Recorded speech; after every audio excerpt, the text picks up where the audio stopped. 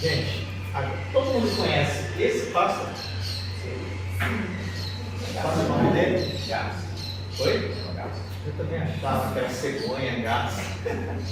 E aí quando eu dobrava quando era pequeno, eu falava, é uma cegonha. Aí o pessoal fala que é gato, mas não é. Mas qual o nome dele no origami? Suru. Suru, isso. Então, esse pássaro chama suru. Na verdade a gente faz um papel de 2 metros. Ele fica grande mesmo, mas como eu falei, não, gente, são 7 pessoas, é um ambiente mais. Dá só pra gente brincar de fazer um menorzinho. Mas quando falam que esse é grande, eu falo, tem um que eu faço papel de 2 metros, porque ele é grande. Mas esse tem um afetivo, né? Tem muita assinatura aqui, por quê? Eu participei de uma mentoria com o Pedro Superti. Alguém já acompanha o Pedro Superti? Já ouviu falar? Eu recomendo, porque ele é especialista em marketing de diferenciação. Pedro Superti. Eu fiz uma mentoria com ele, foram mais de 100 pessoas. E aí na mentoria, eu falei, vou pegar a assinatura da galera. Ele ensina a fazer marketing de diferenciação, que é exatamente como você criar algo tão único que não tem mais preço. E é mais ou menos isso, mais ou menos não, é exatamente isso que a gente conseguiu criar com o origami. A gente cria coisas diferentes. O pessoal até falou assim, você vai dar para o Pedro? Eu falei, não, né? Esse aqui é afetivo, né? A gente vai aprender a fazer um suru daqui a pouquinho. Mas só para lembrar, origami vem da combinação de 2 palavras, ori, que é dobrar, kami, papel. E origami é dobrar papel. Mas eu falo, escoxe, um pouquinho de japonês, isso é uma vergonha e aprender, porque se eu quero ser patrocinado para ir para o Japão, aí eu preciso treinar. Então vem do Japão e tem uma história que fala que se você dobrar 1000 tsurus, você tem seus desejos atendidos. Só que na época da bomba atômica de Hiroshima, essa garotinha ela pegou a doença da radioatividade, a Sadako Sasaki. Ela tentou dobrar os 1000 tsurus, não conseguiu e veio a falecer. Ela ganhou um monumento em uma praça lá em Hiroshima, no Japão. E aqui vamos passar um vídeo só para citar. Esse daqui é o Google Earth. Você já usaram o Google Earth? Maravilhoso, né? Eu falei, vou sair lá de São Paulo e vamos lá visitar esse monumento. Fica lá em Hiroshima. E o que é curioso é que ele fica do outro lado do rio, daquele monumento para lembrar a bomba atômica de Hiroshima. Então lá, aqui é onde eu quero ir patrocinado. Porque é muito bacana, não é só um monumento, é a praça. E do outro lado fica um monumento para lembrar a bomba atômica. Não é interessante? E são coisas assim que a gente pensa, né? Eu nunca tinha ido no Google Earth para ver onde ficava. Aí quando eu fui olhar, eu falei, gente, fica do lado. E a nossa intenção é essa. Vocês se lembram do Pink e o cérebro, né? Eu acordo todo dia pensando, como é que eu vou dominar o mundo com origami? E aos poucos a gente chega lá. Uma curiosidade é que eu fiz engenharia elétrica e eu fiz em 88 até 93, fiz Unicamp. Então quando eu sou bem persistente, então quando eu quero mesmo. Só que curiosamente eu tinha uma namorada, a primeira namorada, ela terminou em agosto, tirou 87, aí você fica aquela frustração, primeiro namoro. Aí na Bahia a gente tem uma palavra que chama-se retado. Retado. Sabe qual é a diferença de retado para puto? Aqui em São Paulo, só para traduzindo, Maria Gonzalez, puto é muito nervoso. Muito nervoso. Em São Paulo dizemos puto. Depois. E na Bahia fala retado. Só que a diferença é que retado é quando você toma uma decisão e age. E tudo você fica só bravo. A culpa é da Mariana. Aí fica culpando alguém, mas não age. O retado do baiano você age.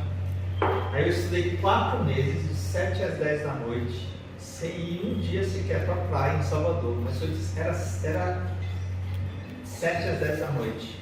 E passei no Unicamp, engenharia elétrica. Então, e a gente aprende na vida, esse é outro aprendizado muito interessante, que é tudo que acontece de ruim, você tem que perguntar só uma coisa: o que é que eu vou aprender com isso? Porque você vai aprender alguma coisa. E aí eu fui, passei na Unicamp, e depois eu não segui a carreira. Eu fui dar aula particular de informática, e em 97 eu descobri a internet, e em 98 eu abri a primeira produtora de sites. E aí começou uma jornada interessante, porque a Tomate foi aqui na Berrini, dava para ir a pé da Tomate aqui. E teve um dia, Tomate é legal, Tomate Comunicação Digital. Um dos meus ex-sócios tinha uma agência de publicidade que era uma agência menor, né? Não das grandes. E um dia eu cheguei antes das 6 da manhã na agência, eu lembro até hoje, eu estacionei o carro e o estacionamento não tinha aberto. Aí eu fiquei pensando: o que eu estou fazendo aqui? E naquela época, em 2000, se eu tivesse um pontinho de sabedoria que eu tenho hoje, eu falava: cara, fecha esse negócio e arruma outra coisa para fazer. Mas como Deus faz você errar umas 3 vezes, né? Dizem, errar 3 vezes, né? Namorar aquela pessoa 3 vezes igual, né? Até você mudar. Ainda fui abrir outra agência chamada Confid. E essa até que durou mais tempo. Só que Confid significa confiar em esperança. E aí começou como agência digital e hoje eu chamo de tribo Confid. Assim como tem a tribo do origami, eu estou criando uma coisa diferente, que é criar espaços de confiança para a gente poder trabalhar a vulnerabilidade, transparência, que de certa forma que a gente está fazendo aqui hoje, né? O dia dos problemas é amanhã, né? Deixa para amanhã os problemas. Aqui é só para a gente poder trabalhar isso. E o origami é um espaço de vulnerabilidade. Porque você fala: eu não sei fazer, o outro tem que ajudar, né? Ninguém vai tirar sarro de mim porque não sabe, porque faz parte. E aí, curiosamente, em 2015, eu já estava numa fase de fechamento de ciclo. Eu falei assim: cara, eu estou cansado dessa história, estou fazendo o que eu não gosto, vou lá do treinamento em compra, já dei treinamento em compra de LinkedIn, para vocês terem uma ideia. E aí, alguém me passou um concurso que era uma competição de projetos de educação. E foi assim, faltando 2 horas para terminar, porque era o último dia. Aí eu fiquei 2 horas preenchendo, e preenchi, e fui participar de um projeto de educação. E para encurtar uma longa história, depois de 2 dias de hackathon, né, que é o termo que se usa, eu saí como vencedor do evento. E eu dei a ideia de criar uma escola online de programação e robótica. Em 2015 eu não falava nada de programação e robótica para criança. O que é que fala hoje em dia? Programação e robótica. Não deu certo, porque a investidora era uma empresa argentina, eu venci, eu falei assim: nossa, quem eu vou ganhar? Eu não sabia, porque eu tinha recebido de última hora. Não tem prêmio em dinheiro. Eu falei: não tem prêmio em dinheiro? Você vai passar 3 meses na Argentina, montar o plano de negócio, depois a gente vai ver se consegue investidor. Eu falei: não tem família, não preciso trabalhar. Aí não deu certo. E aí em 2017, foi o dia quando eu fiz 49 anos, aí eu li na antroposofia que você já tinha que estar cumprindo sua missão de vida. Eu falei: cara, eu estou atrasado pra caramba nesse negócio. Você tem. Eu estou muito atrasado nessa história de missão de vida, de ser feliz. E aí eu lembrei dessa frase do livro Deepak Chopra. Lembra que eu ia falar dessa frase? Nesse livro, As 7 Leis Espirituais do Sucesso, Deepak Chopra falava comigo. Porque o amigo perguntou: como é que você educa seus filhos, Deepak? Já que você tão sabe. Deepak Chopra, todo mundo já ouviu falar? Sim. Também, ele é o Mário Sérgio Cortella da Índia lá, né? Então, dá uma pesquisada porque ele é muito bacana. E, nossa, ele tem uns vídeos bem... E aí ele falou comigo, eu falo para eles: descubram que vai de graça o resto da vida e depois tem um jeito de ganhar dinheiro com isso. E só não está aqui nos slides, mas vou contar. O meu filho mais velho tem 21 anos, o mais novo tem 14. O mais velho hoje está estudando e vai trabalhar com desenvolvimento de games. Ainda bem, né? Essa carreira é promissora, e ele gosta, não é que nem engenharia elétrica que eu fiz porque era promissora, porque ia ganhar dinheiro. E aí eu resolvi entrar no origami. Essa foto eu tenho muito carinho, que é cristal, aqui é a Débora cristal, e aqui é o espaço que eu vou em Nazaré Paulista. É um espaço retiro espiritual que eu faço, mas aí depois a gente conversa, porque tem muita conversa que dá para dar o dia inteiro. Mas essa aula que eu dei foi uma das melhores aulas da minha vida, porque eu tinha acabado de sair do processo, e aí Cristal, essa garotinha aqui, eu ensinei o mesmo origami que eu aprendi quando eu tinha 6 anos de idade. E aí, é nesse momento, quando eu estou com as crianças, que eu percebo, quando eu tenho dúvida assim, será que esse caminho está o certo? Vocês acham que não teve dúvida com 7 anos? Né? O dinheiro, quando você resolve para seguir o coração e o propósito, tem hora que o dinheiro, ó, aí você fala, cara, será que eu estou no caminho certo? Acho que eu vou voltar para o digital. É quando eu faço essas aulas que eu percebo que eu estou no caminho certo. E aí, mais curiosamente ainda, um ano depois, a Academia Filmes me ligou e falou assim, você está sabendo que vai ter está tendo uma seleção para um programa de TV, um reality show, da Costura Maker, faça você mesmo? Eu falei, não. Mas as pessoas estão mandando aqui os vídeos para serem selecionados. Você é o cara do origami? Sou. Nessa época eu não estava ganhando dinheiro com origami, estava fazendo origami, estava em evento, mas não cobrava. Eu falei, sou. Você não quer mandar um vídeo pra gente? Tipo, o Felipe falou que tem uma vaga, não é? Sim. É quando você ligar para a pessoa e falar, estamos no processo seletivo. Você pode mandar o currículo por gentileza? Porque, tipo, você já está dentro, né? Então, interessante. Eu fui parar no programa de TV chamado Batalha Amigo do Brasil, que o Marcelo Tais como apresentador, né? Ele foi muito legal, porque eu já conheci o Marcelo Tais. Quem não tem vontade, né? E aí, essa prova foi a primeira prova do programa. E aí, era um reality show, tinha que fazer coisas. E aí, um dia antes, eu levei 2 cadeirinhas dobradas de origami. Aí, quando ele falou, primeira prova, o que vocês estão vendo? As mesas não tem cadeira. Eu vi esse episódio.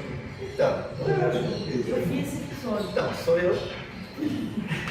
Aí não tinha cadeira. Ele falou, vai ter que fazer uma cadeira. E tem que fazer uma cadeira com a sua personalidade. Gente, eu fiz uma. E aqui com as fitinhas. Então ela desdobrava no chão. Quando você levantava, ela dobrava. Então era uma cadeira de origami. E meu amigo fez uma cadeira de tonel. Só que eram 4 horas de prova. E eu estava ali, ó, cortando, serrando, porque eles tinham dado uma cadeira modelo pra gente. Aí o que eu comecei a fazer? Comecei a serrar a cadeira modelo, né? Porque deram ordem, né? E eu fiquei pensando, faz de conta que essa cadeira modelo, como que eu vou botar origami nessa cadeira, né? Gente, não dá, né? Não dá. Aí quando eu vi o meu amigo serrando, isso não saiu no programa por questão de segurança, né? Porque tem coisa que se botar na TV, alguém vai lá e grava. Eu vi parecendo até o teto. Eu olhei para ele, porque ele, desde o início ele falou, vou fazer de tonel. Ele viu o tonel e falou, vou fazer de tonel. Aí, não sei se vocês já passaram por isso. Todo mundo já passou por isso, acredito. Eu vi um amigo fazendo e falei, agora eu vou. Fulano foi, eu vou. Fulano foi dançar, eu vou, não é assim? Tudo bem que às vezes o amigo pula de um lugar lá meio perigoso, né? Melhor não ir, mas... Aí eu falei, vou fazer minha cadeira. Aí eu tinha gasto 1 hora, 24 horas. Então eu tinha 3 horas. E aí, fui lá e fiz minha cadeira. Faltava 10 minutos, não estava estável, eu consegui estabilizar ela. Aí a gente foi desclassificar. Você e o material, por quê? Porque a gente não usou nenhum pedaço da cadeira modelo. Eu não sabia onde estava escrita essa regra. E aí, só para contar uma longa história, depois veio a prova em grupo, e aí foi eliminado, porque tinham 7 homens e 3 mulheres. Quando eu fui para o paredão, já pensei, vou ser eliminado. Fui com uma mulher. E aí, qual a lição que eu aprendi? Se eu tivesse deixado para fazer minha cadeira modelo na próxima prova, eu já não tinha a próxima prova, só tinha aquela oportunidade e eu fiz o que tinha que fazer. Saí triste, mas com a sensação de ter feito o que tinha que fazer. Aí uma pergunta que eu gosto de fazer é assim: quem de você já se arrependeu de não fazer algo na vida? Levanta a mão. De uma coisa, de duas, de três, de 10. De não chamar a pessoa para dançar, de várias coisas. E naquela entrevista ele fala: nossa, vou falar isso aqui. Ah, mas por que a pessoa vai pensar? Tal? Não, vou falar que eu gosto de fazer origami, né? Não vou falar porque a pessoa pode ser. E aí se perde. Eu aprendi que a gente precisa ter, por isso que eu falo, transparência é uma dos meus maiores valores. É foi divertido, porque no final contou uma história. E aí a gente aprende, né? A coisa do, pô, sai inteiro. Agora tem uma história para contar. E como diz o James McSeel, quem não conhece o James McSeel é um dos maiores nomes de storytelling do mundo. Eu tenho o prazer de dizer que eu já sou meio amigo dele, porque eu já contei várias vezes, fiz vários cursos com ele. E outro dia ele estava no Brasil e a Nocilene, que é Santos, que é uma amiga em comum, falou: a gente vai jantar no América com o James, quer ir? Eu falei: como? Quer ir? Ele mora fora do Brasil. E aí ele ensina isso, uma boa história vale muito mais, né? Porque se eu tivesse saído na segunda, eu já não tinha uma história para contar. E é isso. E agora a gente vai dobrar o tsuru. Que é? Quem já dobrou o tsuru? Não. Nunca? Vamos dobrar o tsuru. Vocês podem escolher aqui.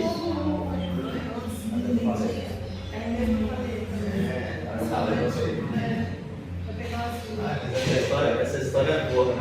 Depois vocês procuram Batalha Maker do Brasil, vocês procuram prova da cadeira, vai achar lá.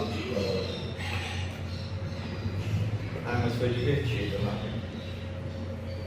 Agora, quem é maker de verdade viu o programa, não gostou do programa. Tem uma essência. O maker, ele é colaborativo. E não é você fazer um programa maker de concorrência.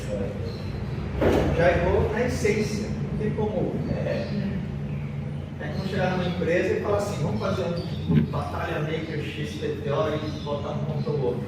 Gente, vocês querem trabalhar colaboração e fazer programa para. Então não colou. E fora que tem umas pessoas makers que são muito melhores que eu e não estavam lá. Então, na verdade, mas foi divertido, foi bom porque, de certa forma, eu sempre falo que nem música, todo mundo tem seu gosto, né? Mas eu, por exemplo, não gosto de funk. Mas o que a gente aprende? A diversidade é que tá. É melhor a pessoa estar envolvida do que estar, por exemplo, nas drogas, outras coisas que não são legais. Né? Porque no final o preconceito está dentro. Bom, agora a gente vai fazer o tsuru. Agora pode parar, gente. Então, bom, foi legal? Gostaram? Adorei. Alguém já tinha feito? O Felipe depois a gente faz a aula. Foi um motivo de coisa. Então, o tsuru, ele tem essa simbologia e ele não é garça e não é cegonha, viu, Leonardo? Ele chama-se grou. E o grou, ele é uma ave japonesa que, segundo a lenda, além de viver 1000 anos, eles são fiéis ao companheiro. Olha só, super comum, né? No mundo inteiro. Super comum, né? Tipo, então tem uma coisa da lealdade, do compromisso também. Então tem muita simbologia. Eu falo que antes da Sadako Sasaki ele já era um símbolo da sorte e da prosperidade. Aí depois da Sadako Sasaki ainda virou um símbolo da paz e da saúde. Eu falei, gente, sorte, felicidade, paz e saúde. Por isso que é o símbolo máximo do origami. Agora o que é legal que eu pensei aqui para vocês. Eu pensei, será que eu preparo? Porque na vida a gente pensa assim, né? Ainda mais quando é empresa e tal, né? Falando, não, tem que levar tudo preparado. Só que a cultura meio que diz assim, gente, mas é legal ver, já nem nasceu a história, né? E uma curiosidade, antes de a gente fazer aqui. Um dos melhores trabalhos que eu fiz de origami foi na Suzano, na fábrica da Suzano, no sul da Bahia, em Mucuri. Me ligaram e falaram assim, a gente vai ter a semana do papeleiro, foi em 2019, antes da pandemia. Falei, você não quer vir fazer oficina de origami aqui? Pô, que honra, né? Que legal, né? Pô, bacana fazer oficina. Mas onde fica Mucuri? É no sul da Bahia. Você vai de avião até Vitória, do Espírito Santo, pega 5 horas de carro. Tipo, ninguém merece, né? Tipo, gente, mas eu acho que não vai ser, só para ir fazer oficina vai ser uma oficina bem cara, né? Como é esse evento? Vai se reunir um pouco administrativo da fábrica, umas 200 pessoas. Eu falei, e o que vocês acham de fazer uma palestra que eu falo sobre origami e Ikigai? Origami e Ikigai é o tema da palestra. Eu fiz uma palestra para eles, fui para lá e é aquela história, a gente vai aprendendo no mundo corporativo. E mesmo que eu estou cobrando aqui de vocês, eu fui até lá, peguei um avião, 5 horas de carro. Hoje eu falaria assim, só para ir até lá esse preço. Porque ninguém merece. Cheguei 2 da manhã, e ainda aqueles horários maravilhosos, né? Cheguei 2 da manhã. Mas aí a gente fez, e aí eu falei assim, vamos fazer um solo gigante.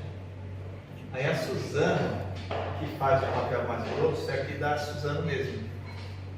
Falei, já que eu vou fazer um solo grande para vocês, aí vocês podem mandar um papel de 2 metros? Não, a gente pode mandar um de 2 metros. Aí me arrependi de uma coisa, eu falei assim, manda uns 6 metros de papel de 2 metros. Cadê? Eu pedi logo uns 20 metros para ele lá. Que isso? Tanto faz mandar 20 metros. E aí a gente vai fazer o quê? Nós vamos fazer o de 2 metros. Mas a gente vai fazer um de 1,20 metro, que é o tamanho desse papel. Não, 2. 2. Quem fizer melhor ganha. Aí a gente vai cortar. E aqui eu tô andando.